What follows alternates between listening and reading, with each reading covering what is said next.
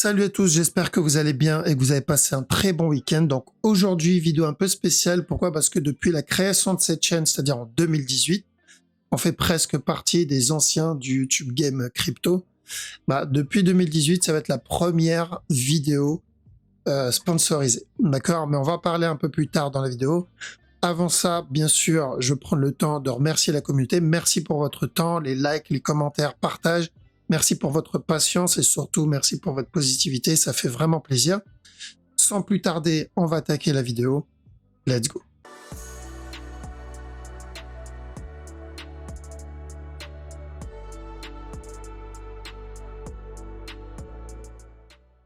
Alors, donc avant de commencer, on m'a posé régulièrement la question de quel broker j'utilise pour la crypto. Donc, vu qu'on peut plus le faire sur Binance ni sur FTX après ce qui s'est passé, j'ai trade pendant un petit moment avec mon broker Forex, donc CFD, mais c'est juste plus faisable parce que j'ai très peu de choix. J'ai que 3 ou 4 cryptos, on va dire 5 cryptos, et j'ai un gros spread. D'accord? Pour vous donner une idée, si je veux trade ici le XLM, c'est mort. Si je veux rentrer à l'achat ici, mon ordre d'achat sera placé au top là. Donc, pas intéressant. Pour gérer le break-even, bonne chance. Si je veux rentrer à la vente, je me ferai sortir par le stop loss.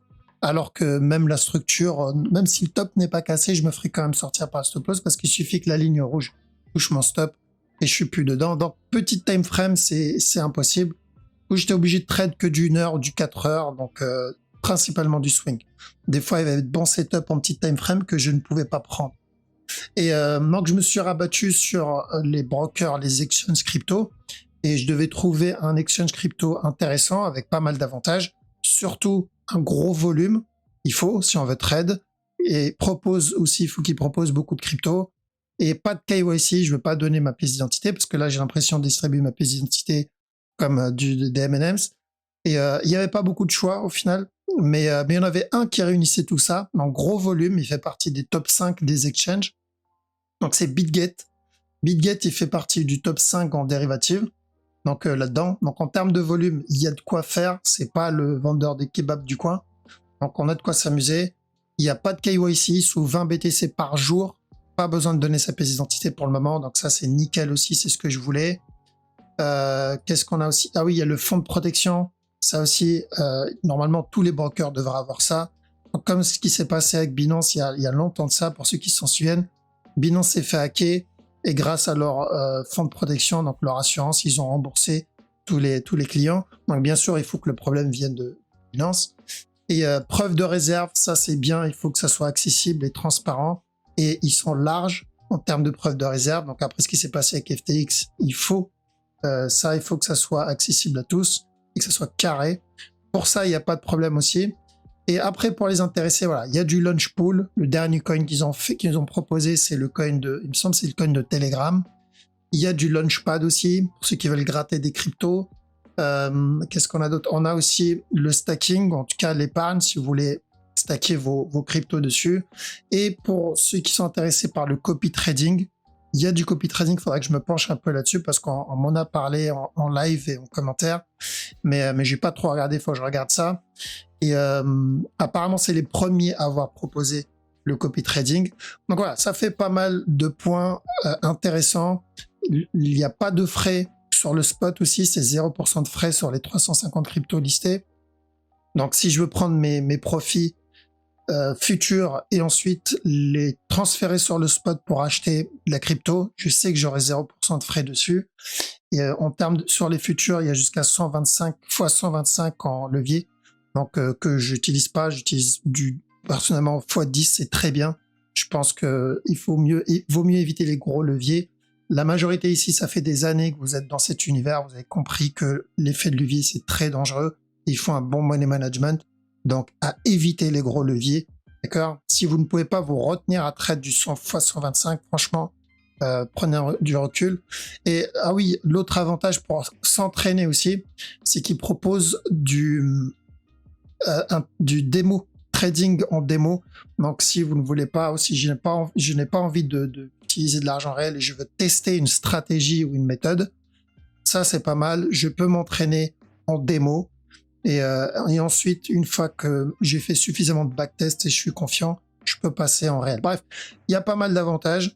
Donc, n'hésitez pas, si vous êtes intéressé, parce qu'on m'a posé la question régulièrement, vous avez le lien dans la description. L'avantage du lien, c'est que vous avez 10% de remise directe sur les frais futurs. 10%, c'est énorme au cumul sur le moyen long terme, parce qu'on s'en rend pas compte. Mais croyez-moi, sur le moyen long terme, 10%, à chaque fois, c'est énorme. Donc, faut en profiter. Il y a un bonus de 10% sur le premier dépôt aussi. Ça, c'est nickel. Et un bonus d'inscription jusqu'à 8000 $. Ça, c'est nickel aussi. Donc, n'hésitez pas. Le petit lien dans la description. En tout cas, si vous avez des questions, posez-les-moi en commentaire ou on peut en parler pendant le live mercredi. Sans plus tarder, on va attaquer l'analyse. Let's go. Alors, donc on va commencer par le Bitcoin. Donc, BTC, la structure 4 heures n'a pas changé sur la direction. En tout cas, la direction n'a pas changé. Donc, bien joué d'ailleurs à tous ceux qui ont réussi à avoir le up. Donc, on a bien validé notre direction. Je rappelle, on avait dit de chercher de l'achat.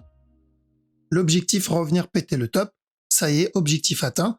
Et on a dit aussi, on ne pas tout prendre, ne pas tout couper. On prend une bonne partie des profits ici, mais on laisse le reste tourner parce qu'on ne sait pas jusqu'où il va push. Il peut continuer à push encore avant de se retourner, ou il peut carrément continuer à push et nous donner le B daily, on ne sait pas. Encore, il peut très bien valider le regular flat, et que ça, c'était le départ du mouvement daily. On ne sait pas ça. Donc, par sécurité, on a la direction. Donc, la direction, il n'y avait pas trop de surprises là-dessus. C'était bien de l'achat. Vu qu'on a la direction, on prend une partie. Et vu qu'on est dans la bonne direction, on laisse quand même le reste tourner. D'accord? Donc, en 4 heures, bien sûr, c'est toujours la même structure que je recherche. Donc, pour moi, ça, c'est potentiellement un A, ce qui donne là un B. Et donc, l'objectif, c'est revenir tester ce bas-là minimum. D'accord? Et ça, je garderai ça en tête tant que ce top n'est pas cassé. Ou aussi, il va falloir voir le visuel de ce move. Qu'est-ce qu'il va nous donner? D'accord? Si le mouvement devient vraiment très agressif, on pourrait changer de structure. Mais tel quel, ça n'a pas trop changé. La question, c'est est-ce que c'est le moment de rentrer à la vente? Ben, la réponse, c'est non. D'accord? C'est très simple. Si je veux savoir est-ce que c'est le moment de rentrer à la vente, ben, j'ai besoin d'une grosse impulsion baissière et ensuite une correction ou un flag. Alors, donc une grosse impulsion baissière comme ici, et ensuite une correction ou un flag, et ça, c'est mon opportunité. Que ça soit pour un plus gros flat, ou que ça soit pour carrément venir valider la structure 4 heures, c'est toujours une opportunité à prendre, d'accord? Parce que le but, c'est de prendre le gros régular. Mais tant que je n'ai pas cette impulsion et le flat derrière, je ne rentre pas. Donc, c'est plus safe de prendre du 1 heure. Parce que en interne, là, je n'ai aucune raison de rentrer à la vente. Et je n'ai pas de raison de rentrer à l'achat tout de suite non plus. Là, en 15 minutes, je vois une fin de structure. Donc, minimum une correction en préparation. Mais quelle sera l'amplitude de cette correction? C'est trop tôt encore. Donc, je ne coupe pas mon trade si je suis déjà dedans. Donc, j'ai pris des TP là-dedans. Est-ce que je coupe le reste? Alors, la réponse, et c'est une phrase que je vous conseille de garder en tête, moi, c'est ce qui m'aide, c'est si je n'ai pas de raison de rentrer à la vente, alors je n'ai pas de raison de couper mon ordre d'achat. D'accord? Donc, je ne coupe pas mon ordre d'achat si je n'ai pas de setup de vente, si je n'ai pas de raison de rentrer à la vente. Parce que si j'achète ici et que le marché monte et que je décide de vendre, couper mon ordre d'achat, bah, l'action de couper son ordre d'achat, c'est en fait vendre son ordre d'achat. C'est comme placer un ordre de vente, un ordre à la vente. Donc, la question, c'est est-ce que si je n'avais pas de trade là actuellement, est-ce que je rentrerai à la vente là tout de suite? Si la réponse est non, alors je n'ai pas de raison de couper mon ordre d'achat, tout simplement, parce que ça reviendrait à vendre. Donc, quand je verrai un setup de vente, là, ça serait peut-être le moment de se poser la question de couper son ordre d'achat. Ce serait simple, ok?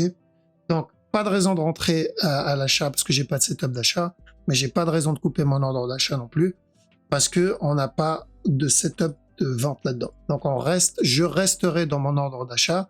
Oui, j'ai pris des profits dans cette zone, je laisse le reste tourner parce que je ne sais pas jusqu'où il va pump et s'il va valider ou pas. D'accord? Mais tel quel, toujours la même direction, on va chercher un regular flat. Une fois la fin du regular flat terminé, minimum une correction. Encore minimum une correction. Donc ça, c'est pour le Bitcoin. Alors, Ethereum et ETH, je pense qu'il va invalider la structure qu'on recherche. Donc, on avait dit potentiellement le régular là. On avait dit buy jusqu'au top. Nickel, ça, on l'a eu. Et au top, on avait dit sell jusqu'à la cassure de ce bas. Donc on a eu quasiment 50% du sell, sauf que il s'est retourné. Et dans cette zone ici, on avait dit buy, d'accord? Pour au moins flat et un drop. Donc maintenant qu'il est venu dans cette zone, et je pense qu'il va venir péter le top, il y a de bonnes chances qu'il prépare une structure un peu plus complexe. Donc je verrai quoi? Je verrai ça comme A, ça comme B, ça comme C, donc potentiellement un running flat, même si je suis pas très fan de ce running, et ensuite ça comme A, tout ça comme B, et ce qu'il est en train de faire, c'est potentiellement le C. Est-ce que ça change? Non, parce que ça restera correctif. L'autre possibilité, c'est que tout ce mouvement-là, donc ça va être un futur running là-dedans, d'accord, pour un push. Ça aussi, c'est l'autre possibilité. Donc dans tous les cas, ou au pire des cas, on aura ça. Et au moins, on le verra. Parce que s'il donne juste un mouvement de cette amplitude et il se retourne, on a la réponse. Mais s'il vient péter ce bas, au moins on sait que c'est plutôt l'autre structure qu'il est en train de faire. Alors, en tout cas, le régular flat là-dedans, celui-là, vu l'amplitude qu'on a eue, ce régular est invalide. D'accord? Il est en train de l'invalider. Donc c'est ou un plus gros régular, A, B, C, avant le drop, ou un futur running, A, B, C, donc pour le drop. Et donc, mais si c'est un futur running, on aura encore un push. Alors, donc on va surveiller. Après, on me pose la question de la structure daily. On m'a dit est-ce qu'il peut monter et directement valider la structure ici là? Il peut le faire. C'est un peu trop tôt pour le dire tout de suite. Mais effectivement, à la base, l'analyse ici, c'était il nous valide le up tout de suite. Ou sinon, il nous donne d'abord un drop là-dedans et ensuite le up. Mais les deux, c'est possible. Là aussi, c'est toujours pareil. On peut être encore dans une structure corrective là-dedans, le drop avant le up. Donc c'est vraiment trop tôt pour valider ça. Du coup, la structure daily ne change pas, toujours la même parce qu'on n'a pas suffisamment développé l'interne. Donc on se concentre d'abord sur ça et on surveille à la cassure du top. Ça sera minimum un running flat et au mieux revenir valider un plus gros flat. D'accord? En ce qui concerne le BNB, je pense qu'on est en train d'entamer un nouveau A. Parce que si ça, c'est mon expanding, ce A, ce B, ce C, il y a de bonnes chances que ce mouvement-là soit un A. D'accord? Donc si c'est un A, on aura au moins un B.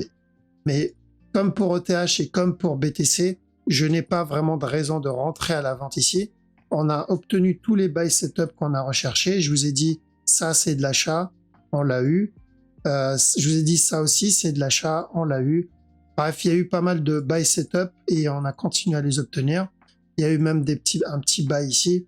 Donc, il n'y a pas de raison de rentrer à la vente ici. Il n'y a que pour le moment, des setups d'achat en interne. Donc, ceux qui sont à l'achat, on reste à l'achat et on surveillera si on a un retournement ou si on commence à avoir une fin de structure. Là, on est dans la phase, pour ceux qui ne sont pas dedans, on est dans la phase où il va falloir patienter et attendre voir le reste. Si je vois un retournement comme ici et ensuite une correction comme ici, là, j'ai mon opportunité. Mais on en est loin encore. Alors, patience. Ceux qui sont en mode investissement, nickel, du coup, c'est que du vert. Donc là, l'objectif, on avait dit dans cette zone, j'avais dit, je cherche des buy setup et je cumulerai de l'achat dans cette zone de toute façon en daily. Donc c'était plus du daily. On a dit on cumule et on continue à cumuler dans cette zone parce que c'est haussier. Daily, pour moi, c'est clairement haussier. D'accord? Daily, c'est de l'achat. À tout moment dans cette zone, je m'attends à un retournement. Je peux pas savoir exactement à quel moment, mais je m'en fous, c'est de l'investissement. Donc s'il décide de monter tout de suite, me donner le B, tant mieux, j'ai profité de ce bas-là pour cumuler. Mais s'il décide d'abord de valider notre structure 4 heures pour un nouveau plus bas, c'est pas grave, j'ai encore une autre opportunité de rentrer. Tout ce que je dois garder en tête en tant qu'investisseur, c'est cette zone, c'est ma zone où je vais cumuler le plus possible à chaque nouveau plus bas. C'est tout ce que je dois retenir. Après, ce qu'il fait en interne, en 4 heures, en 1 heure, ça ne m'intéresse pas. D'accord? Donc, tout ce qu'on est en train de voir en petit time frame, 4 heures, 1 heure, etc., c'est pour trading, ceux qui font les trading futurs, ceux qui veulent prendre les sell setup, donc ceux qui ont pris, que ça soit ce buy, ceux qui ont pris ce sell, ceux qui ont pris ce buy. Alors, donc, c'est pas parce que ça traîne pendant plusieurs semaines qu'on peut pas se faire de l'argent. L'avantage des futurs, que ça soit crypto ou forex, c'est que même dans un marché qui range, il y a quand même des opportunités. il y a ça à se faire, il y a ça à se faire. Ok, voilà. En tout cas, je vous laisse ici. Je vous tiendrai au courant de toute façon avec la prochaine vidéo ou le live. Prenez soin de vous. Je vous dis à la prochaine. Ciao.